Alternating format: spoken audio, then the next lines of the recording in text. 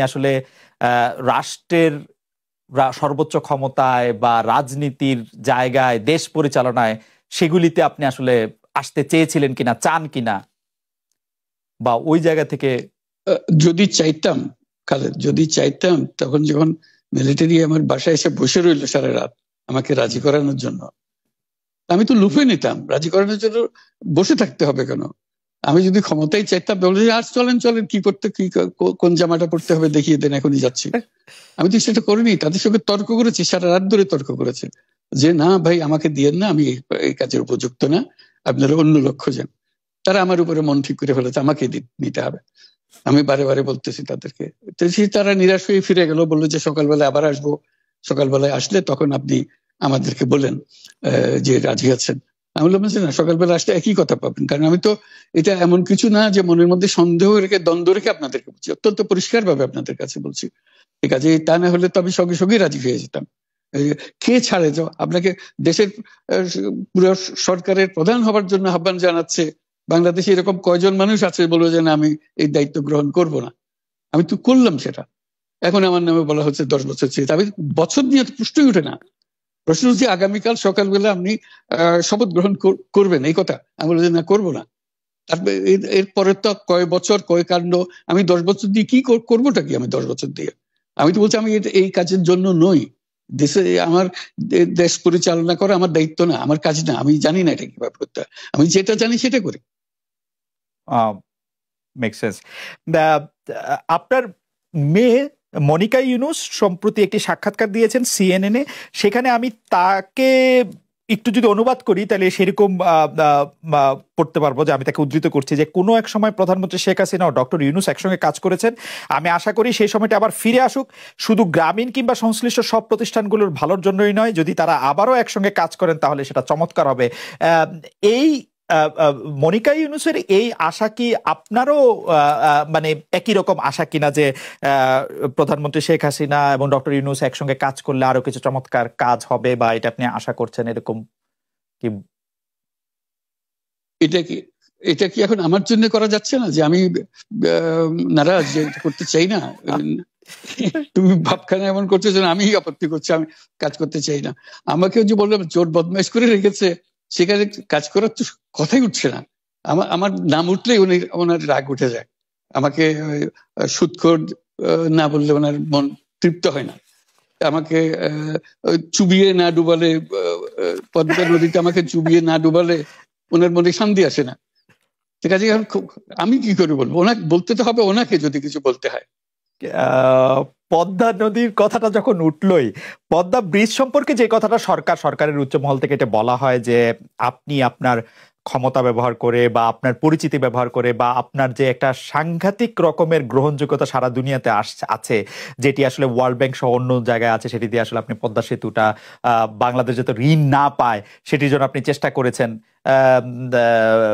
এই ব্যাপারটা নিয়ে কি আপনি একটু কিছু বলবেন, যে এটা আপনার বিরুদ্ধে একটা অভিযোগ? কি বলবো, এটা বলো, এটা হাস্যকর একটা কথা মুখ থেকে বলে ফেললো চোর ডাকাতের মতো, এটাও আরেকটা বলে ফেললো, এটাই সত্য হয়ে গেল। আমরা যে বারে বারে বিবৃতি দিলাম তখন এটা প্রশ্নই উঠে না। আমরা বাংলাদেশের নাগরিক হিসেবে আমরা গৌরবান্বিত যে এই পদ্মা সেতুর উপরে আমরা একটা সেতু বানাতে পারবো, এটার জন্য আমরা সবাই চাই।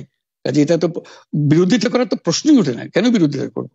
দেশে যে একটা বড় রকমের ঘটনা ঘটতে যাচ্ছে সেটা তো আমরা সবাই সমর্থন করেছি। তিনি বলেই চললেন।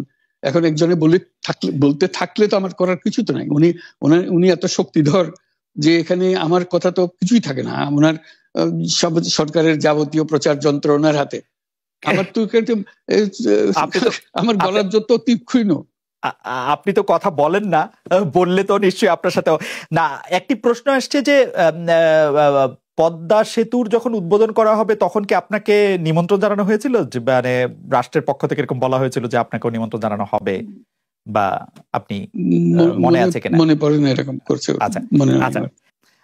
গ্রামীণ ব্যাংকের আপনি যখন মানে গ্রামীণ টেলিকমটা আপনি প্রতিষ্ঠা করেন, সেই সময়ে গ্রামীণ টেলিকমের সাথে গ্রামীণ ব্যাংকের সম্পর্কের যে বিধিমালা, সেই বিধি কি আপনি যখন চলে এসছেন গ্রামীণ ব্যাংক থেকে সেটি পরিবর্তন করা হয়েছিল? তো সেই পরিবর্তনটির জায়গাটা যদি আমাদের একটু পরিষ্কার করতেন। পরিবর্তন ছিল যে আগে এটা নমিনেট করতে পারতো গ্রামীণ ব্যাংক, চেয়ারম্যান পদের জন্য একজন লোক নমিনেট করতে পারতো। আমরা যেহেতু গ্রামীণ ব্যাংক থেকে আমাদেরকে সরিয়ে দেওয়া হয়েছে, তখন আমরা মনে করলাম যে এটা রাখার আর দরকার নাই, গ্রামীণ টেলিকম থেকে সেই পদটা আমরা পরিষ্কার করে দিয়েছি, যে এখন এটা আর দরকার নাই।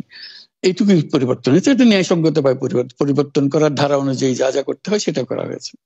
এতে তার ইচ্ছা বা তার কর্তব্য, তার করণীয় যে অবজেক্টিভস আছে, কোথাও পরিবর্তন হয় নাই। এই ক্ষেত্রে আমাদের এই বিষয়ে আর কি এইটাই আমাদের আরেকটা প্রশ্ন, সেটা হচ্ছে যে গ্রামীণ টেলিকম কি গ্রামীণ ফোন থেকে প্রায় 37% লভ্যাংশ পায়, যে এবং যদি পায় 34% লভ্যাংশ পায়, সেই 34% লভ্যাংশের যে টাকাটা, সেই টাকাটা কোথায় বা কি উদ্দেশ্যে ব্যয় করা হয়? সেই সামাজিক ব্যবসায়, যেটি আসলে আপনার পেটেন্ট করা সোশ্যাল বিজনেস, সেটির কাঠামোটা আসলে কি, বা সেটি কিভাবে আপনি করেন? সামাজিক ব্যবসা হলো এমন একটা নতুন ধরনের ব্যবসার চিন্তা, যেটা আমরা প্রমোট করছি, আমরা নিজেরা প্র্যাকটিস করছি। যেটা ব্যবসা মানে হলো মুনাফা করা, ব্যক্তিগত মুনাফা করা, এবং তার লক্ষ্য হলো সর্বোচ্চ মুনাফা করা। এটি হলো ইকোনমিক্স এর নিয়ম, যে সর্বোচ্চ মুনাফা যদি করি সবকিছু ঠিকঠাক মতো চলবে। আমরা বললাম যে এটা ভুল জিনিস, যে সর্বোচ্চ মুনাফার মধ্যে দিয়ে মানুষকে এক রকমের নেশাগ্রস্ত করেছে, এই মুনাফার নেশার মধ্যে তাকে ঢুকিয়ে দেওয়া হয়েছে। এই মানুষকে এই মুনাফার নেশাগ্রস্ত মানুষ হিসেবে এটা আমরা কল্পনা করতে পারি না। আমরা বলছি যে এটা মুনাফা সে করবে, সর্বোচ্চ মুনাফা করবে, কিন্তু অন্য ধরনের ব্যবসা আছে। ব্যবসা এখন শুধু এক প্রকারের ব্যবসা আছে, যে ব্যবসাতে শুধু মুনাফা সর্বোচ্চ করেন, এটাই হলো নির্দিষ্ট নিয়ম। আমরা বলছি আরেক রকমের ব্যবসা, যেটা হলো মানুষের সমস্যার সমাধান করা, মুনাফার জন্য কোনো রকমের ইচ্ছা তার না থাকা, মুনাফা বিহীন ভাবে, কোনো মুনাফা, ব্যক্তিগত মুনাফা না নিয়ে শুধু সমস্যা সমাধানের জন্য ব্যবসা করা, এটাকে আমরা বলছি সামাজিক ব্যবসা।